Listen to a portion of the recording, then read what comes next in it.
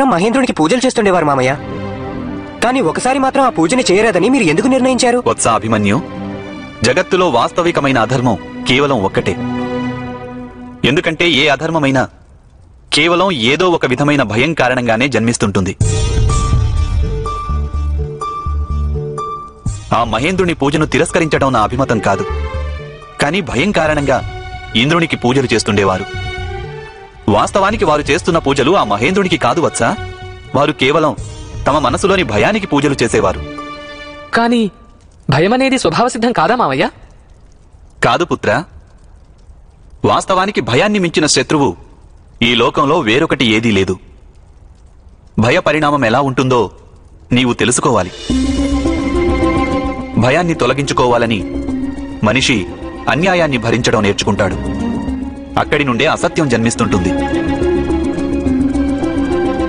భయం కారణంగా మనిషి మనసు చింతతో, సంఘర్షణతో నిండిపోతుంది. వానిలో ఆలోచించే శక్తి నశించిపోతుంది. మనసుతో పాటు తర్కం కూడా నశిస్తుంది. భయం వలన మనిషి మనసులో కాఠిన్యం జన్మిస్తుంది. వాని జీవితమంతా దుఃఖభరితమవుతుంది. జీవితంలో ఆనందం లేకుండా పోతుంది. సత్ చిత్ ఆనందం, సచ్చిదానందమే పరమాత్మ స్వరూపం వత్స. భయం కారణంగా మనిషి పరమాత్మ నుండి దూరంగా వెళ్లిపోతాడు. కానీ ఇంద్రుని పూజ మహాపరాధమేమీ కాదు కదా మామయ్య? వత్స ప్రతివింధ్య, ఏ శక్తి అయినా అంత పెద్దదేమీ కాదు దానిని పరాజితం చేయలేకపోవడానికి. అలాగే ఏ అధర్మమైనా అంత చిన్నది కూడా కాదు దానిని పరాజితం చేయవలసిన ఆవశ్యకత లేనంతగా. ఎందుకంటే ఒక చిన్న అధర్మం కాలంతో పాటు ప్రళయంగా పరిణమించవచ్చు.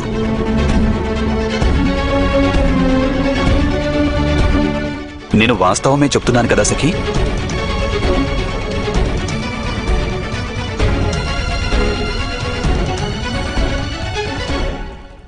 విదూషక మహాశయ, ఇంద్రుని గర్వాన్ని అణచిన తరువాత శ్రీకృష్ణుల వారు ఏం చేశారు? యువరాజా యువరాజా, ఈ వాసుదేవుడి పరాక్రమగాథ అయిపోవడమంటూ లేనేలేదు. మీరందరూ ఆజ్ఞాపిస్తే ఈ కథాగానం ఇంతటితో ముగిస్తాను.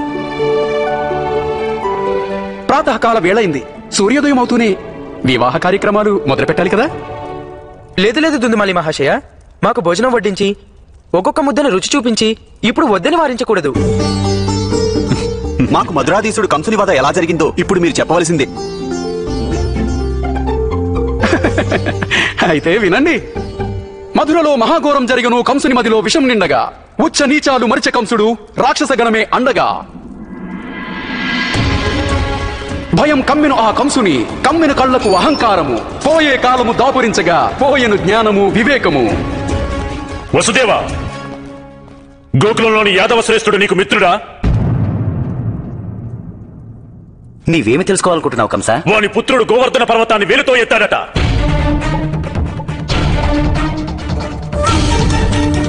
ఇంతటి శక్తివంతుడు వాడు ఎలా అయ్యాడు? ఎవడు వాడు?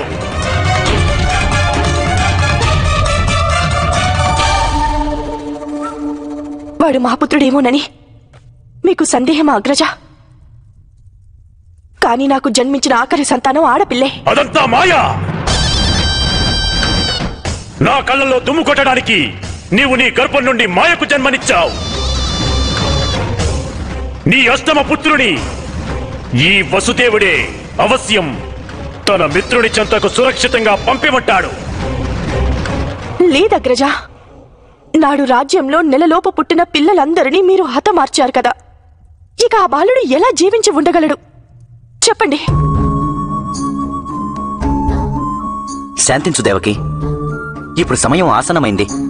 కంసుడు తన మృత్యువు కోసం సిద్ధమయ్యేందుకు.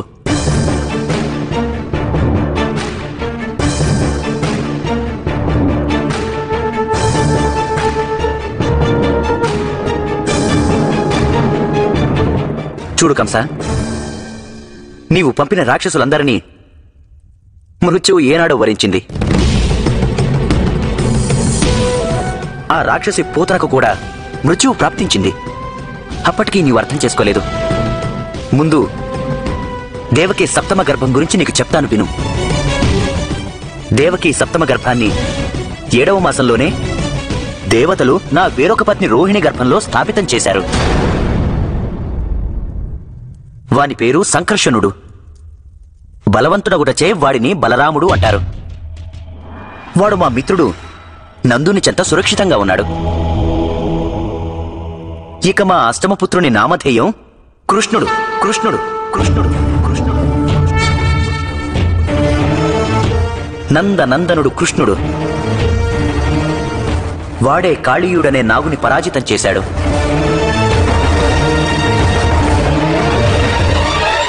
తన చిటికిన వేలిపై గోవర్ధన పర్వతాన్ని నిలిపాడు.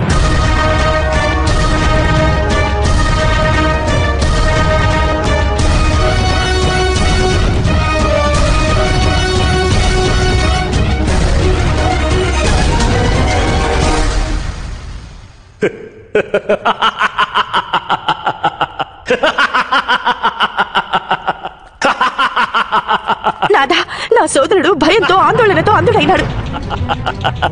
వాడు మన పుత్రుణ్ణి హతమారుస్తాడు. నాదా,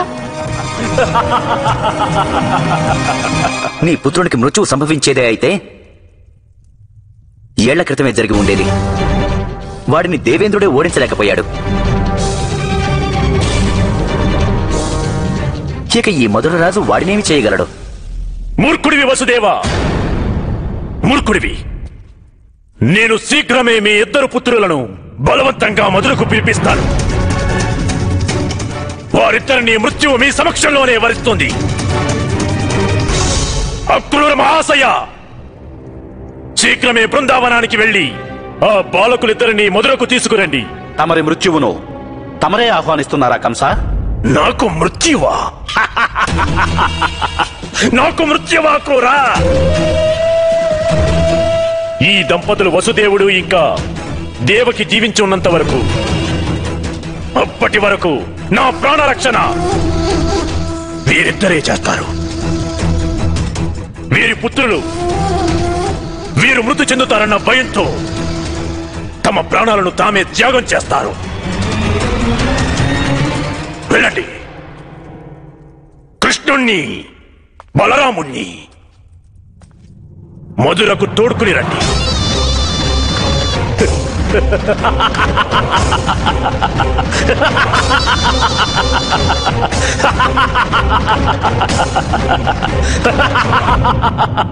నందమహాశయ, ఈ పవిత్ర భూమిపై అడుగుడుగానే నా జీవితం పునీతమైనది. దేవుడు ప్రతిమలో ఉంటాడు, కానీ మందిర ప్రాంగణాన్ని కూడా పవిత్రమనే భావిస్తారు. ఆ ప్రకారంగానే ఈ సమస్త గోకులము పునీతమైనది. యాదవులకు కంసుని అత్యాచారాల నుండి ముక్తిని ప్రసాదించగల దివ్య బాలకులు ఈ పవిత్ర భూమిపైనే నివసిస్తున్నారు. పుత్ర, మధుర మహారాజు కంసుని ఆహ్వానమిది మీకు మాత్రమే.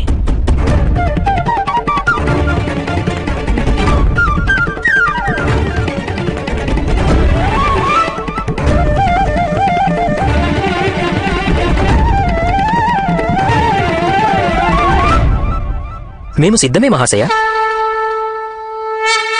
పితృదేవులు నిన్న రాత్రే మాకు మా మాత దేవకి, పితృదేవులు వసుదేవుడు చేసిన బలిదానాల గురించి వివరించారు. వారు చేసిన బలిదానాల పరంపర ఇప్పటికీ పూర్తి కాలేదు వత్స.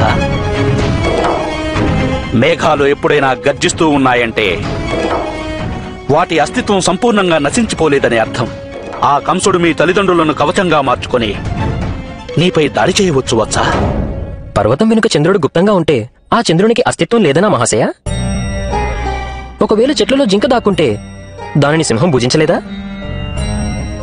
మా తల్లిదండ్రులు చేసిన బలిదానాలను నేను వృధా కానివ్వను. మీరు ఆజ్ఞాపిస్తే మా మాత యశోద అనుమతిని పొంది వస్తాను. అవశ్యం. నేను వెళ్లి మాత రోహిణికి ప్రణామం చేసి వస్తాను.